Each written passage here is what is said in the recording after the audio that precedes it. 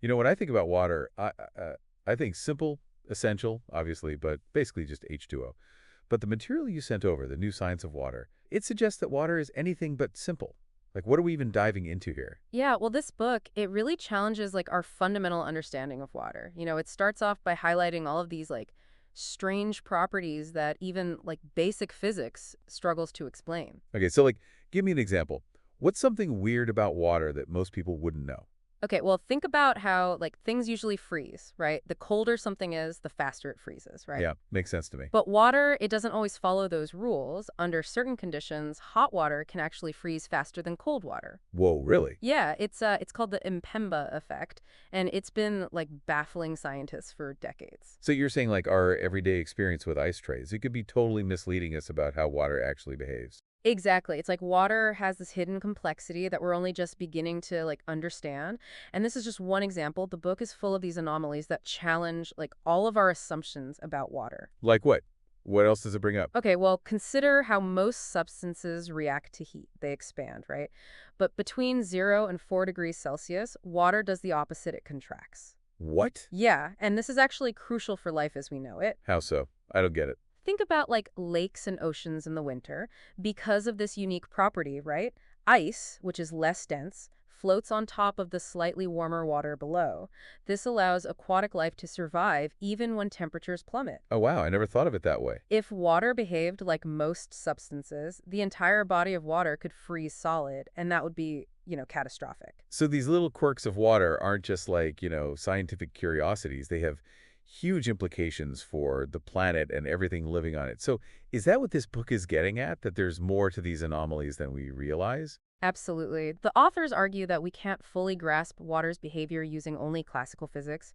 They suggest that we need like new models, some even venturing into like quantum physics to explain water's true nature. Okay, now quantum physics and water, that's where my brain starts to hurt a little, but it sounds like we're moving beyond that simple H2O picture. Right, and this leads us to one of the most controversial concepts explored in the book, the idea of water memory. Have you heard about this? Yeah, it's the idea that water can like retain an imprint of substances it's been in contact with, even after it's been diluted to the point where like there shouldn't be any molecules of the original substance left. Exactly. And the book focuses on the work of Jacques Manviniste, a French immunologist whose research on this topic in the 1980s caused a huge uproar in like the scientific community. So what exactly did he do that was so controversial? What evidence did he find for this water memory? Well, he was studying the effects of extremely diluted solutions on like biological systems. What he found was that even when a substance was diluted to the point where statistically there should be no molecules left, the solution could still trigger a biological response, like the water itself somehow remembered what had been in it before. Okay, that's wild. So what was the reaction? Well, as you can imagine, it was met with a lot of skepticism. His research was initially published in the prestigious journal Nature, but they sent a team to investigate his lab. That sounds intense. What did they find? They couldn't find evidence of deliberate fraud, but they also couldn't fully replicate his findings under their own, like, controlled conditions. So this led to accusations of flawed methodology and fueled the debate about whether, like, water memory was a real phenomenon or just an experimental error. So it was like his work became a kind of scientific lightning rod. Absolutely. The controversy surrounding his research really highlighted the clash between established scientific paradigms and this radical new concept. Even today, water memory remains a hotly debated topic. But this book doesn't just focus on Benveniste, right? Are there others that have explored this idea of water memory? Yes, the book points out that despite the controversy, there have been numerous other scientists, particularly in Russia, who have observed similar phenomena. Interesting. It seems like this isn't just a one-off anomaly. Are there any specific examples from, this Russian research that stand out? Well, there's the work of S.V. Zenin. He proposed a model of water as like a hierarchy of structures. He suggests that the basic building block of water isn't just a single H2O molecule, but a quantum of water consisting of 57 molecules arranged in a specific way. A quantum of water. So not just H2O, but like H2O times 57. That's a whole different ballgame. It is, and this model suggests that these quanta of water can somehow retain information about the substances they've been exposed to, even after extreme dilution. Okay, my brain really hurts. But this is fascinating stuff. So even if Benveniste's original research remains controversial, It seems like there's a whole thread of research out there exploring this idea that water might be much more than just a simple molecule, like bouncing around. Exactly. And it gets even more interesting because the book also delves into the work of Luc Montagnier. Wait, Luc Montagnier, the Nobel laureate who co-discovered HIV, what does he have to do with water memory? That's right. In his later research, Montagnier explored the idea that DNA emits electromagnetic signals that can be picked up by water, even transmitted over the internet. Hold on, DNA sending signals through water. That's some next level stuff. It is, and while it's highly controversial, his findings, along with others, suggest that water might be far more sensitive to subtle energies and information than we previously thought. Wow, this is really pushing the boundaries of what we think we know about water. So we've gone from water having these quirky properties, to it potentially carrying information and even responding to things like DNA signals. Like, where does this deep dive even go from here? What else is in this book? So, okay, we've gone from quirky properties to water, like picking up signals from DNA. This is a lot to process. But I have to ask, what does this water memory idea, what does that even mean for us? Like, practically, in our daily lives? Yeah, that's where things get really interesting. The book talks about structured water, which is water that's been, kind of altered, often through exposure to like magnetic fields or even certain types of energy, and it ends up having different properties. Okay, structured water. Is that like saying it's like not even H2O anymore? You could think of it that way. It's as if the water molecules are arranged differently, which gives the water like new characteristics. And the book claims this structured water has had some pretty impressive effects, especially in agriculture. Oh yeah, this source mentioned something about like increased crop yields. How's that even work? Farmers just like watering their plants with this special water. Yeah, some are experimenting with exactly that. They're using techniques like passing water through magnetic fields or swirling it in specific ways to create vortexes, all with the goal of like structuring the water. And some farmers are reporting that plants, given this water, grow faster, produce more, and are even more resistant to diseases. Whoa, it's like giving plants a supercharged energy drink, but it's just, water. Is there any like science backing this up or is it mostly anecdotal? There's definitely a growing body of research looking into these claims. Some studies have shown that structured water can lead to, like improved plant growth and vitality, though exactly how it works is still being like investigated. So it might not be here out there as it sounds. But if it can do all that for plants, what about us humans? Does drinking structured water, does that have any effect? That's the big question, and one that researchers are starting to, explore more. Some preliminary studies suggest potential benefits like improved hydration, increased energy level, and even like a boost to the immune system. Now that you mention it, I think I've seen some ads for like structured water bottles online. They claim to do all sorts of things.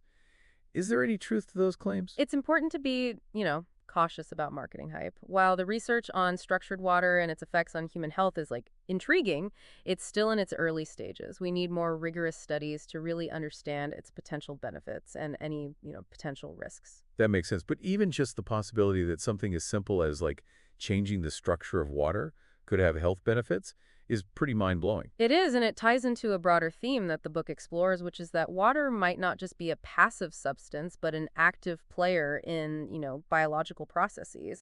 Okay, that's really interesting, but I need you to break that down for me a bit more. How could water be, like, actively shaping what's going on inside our bodies? It's not like water's making decisions, Of right? course not. But the book presents this idea that water inside like living organisms, especially within our cells, it might not be just randomly floating around. It suggests that water molecules form these like intricate, organized networks influenced by the surfaces of, proteins and other biomolecules within the cell. So instead of just being like a background character, water is actually part of the, like, cellular infrastructure. You could say that. And these like structured networks of water, the book argues, could be responsible for all sorts of, amazing things like transporting molecules, storing and transferring energy, even influencing how cells communicate with each other.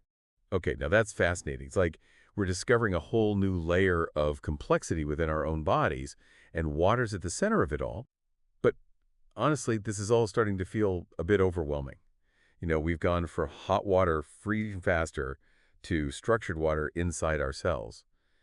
There's just so much to unpack. I know it's a lot to take in, and a lot of these ideas are, they're really pushing the boundaries of conventional science, but that's what makes it so exciting, right? You're right, it is exciting. And this deep dive has really made me like rethink my whole relationship with water. But before we wrap up, there's one more thing I have to ask about. Remember that dry water thing we mentioned earlier? That still sounds like something straight out of a science fiction novel. It does, doesn't it? But it's another example of how water can like constantly surprise us. Remember how we talked about how some researchers have been studying highly diluted solutions? Yeah, where there's so little of the original substance left that it should basically be, just water. Exactly. And what's strange is that sometimes when these solutions evaporate, they leave behind a solid residue. But how is that possible? If it's mostly water, shouldn't it just, like, evaporate completely? You would think so, but the fascinating thing is that this residue, it appears to be mostly made of water, yet it doesn't behave like normal water. It doesn't evaporate easily, and it has some unique properties that are still being, explored. So it's like water that's not water. I'm so confused. Think of it as water that has been, altered or structured in a way that gives it like different properties. The book mentions the work of Shri and Low. He's a researcher who calls these residues dry water. Dry water. That still sounds like a contradiction in terms to me. But what could this even mean? What are the implications of this research? The book suggests that these findings, they hint at the possibility of undiscovered forms of water, with unusual properties that we're only just beginning to like understand. Imagine the potential applications. Wow, it's like we're rewriting the textbook on water right here, from water memory to dry water. This has been a truly deep dive into, like, the unknown. And speaking of rewriting textbooks, there's one more point from the source material that I think you'll find really fascinating.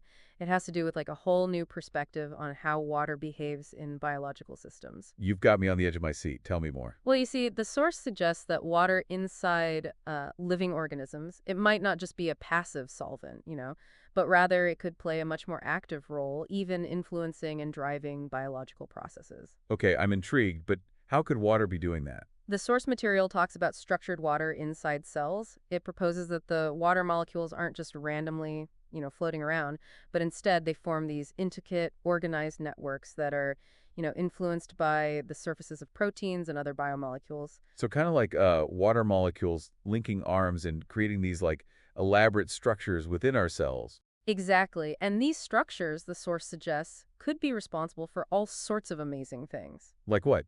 Give me some examples. Well, for one, they could be involved in, transporting molecules within cells, acting like tiny highways that shuttle nutrients and other like essential components around.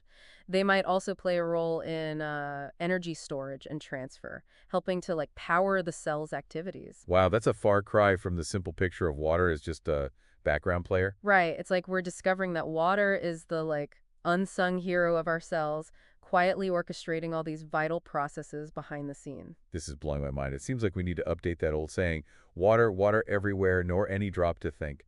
Because clearly water is doing a lot more thinking, or at least acting, than we ever gave it credit for. Precisely. And this, new understanding of water's role in biology could have like profound implications for how we approach, health and disease. Okay, can't wait to hear more about that. But before we get ahead of ourselves, there's still one more, like, wild concept from this source material we haven't explored yet, and that's, burning water. Ah, yes, that's one you won't soon forget. It ties into this idea of, water being much more of an active participant in chemical reactions than we traditionally thought. Burning water, isn't that, like, physically impossible? Water puts out fires, it doesn't start them? I know it sounds, paradoxical, but the source looks at the work of Vladimir Voeykov. He's a Russian scientist who's been studying water's role in what he calls, the burning of water. Okay, I'm really curious now. How can water burn? Well, it's not burning in the, traditional sense, like bursting into flames. Instead, it's more about water's involvement in a specific type of chemical reaction, one that releases energy,